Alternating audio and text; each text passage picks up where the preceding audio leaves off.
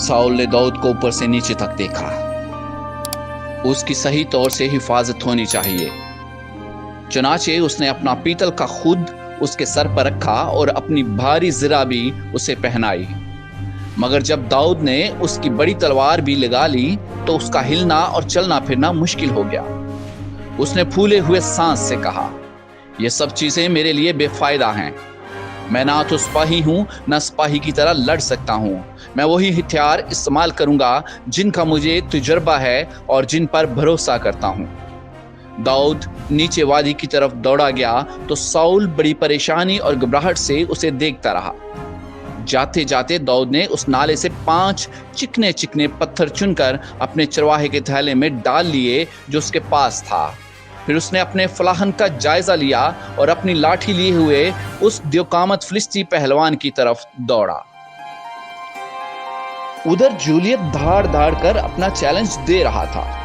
उसने निगाह की तो देखा कि रोज की तरह आज इस्राएली सिपाही डर कर भाग नहीं रहे, बल्कि एक आदमी उसका मुकाबला करने को आ रहा है।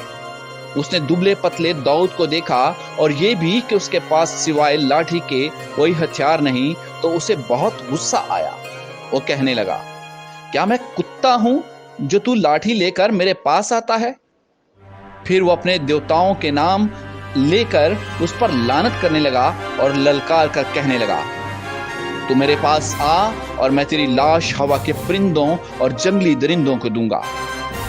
दाऊद ने बड़ी बहादुरी से पुकार कर उसे कहा, तू अपने बड़े जोर में तलवार और नेजा लिए हुए मुझसे लड़ने को आता है, लेकिन मैं खुदा के नाम से आता हूं जिसकी तूने तहकीर की है। वो हर पहलवान से ज्यादा जोरावर है। तूने उस पर लानत की है, मगर वो मुझे फतह बख्शेगा और मैं तुझे मार कर तेरा सर तुझ पर से उतार लूंगा और फिलिस्तियों के लश्कर की लाशें हवा के परिंदों और जंगली दरिंदों को दूंगा, ताकि सब जान लें कि इस्राएल का खुदा ही सच्चा और हकीकी खुदा है। फिर दाऊद जूलियत की तरफ दौड़ा। उसने थैले में से एक पत्थर लेकर फलाहन में रखा और फलाहन को बड़ी महारत से अपने सर के गिर्द घुमाया और फिलिस्ती के सर का निशाना लेकर चलाया।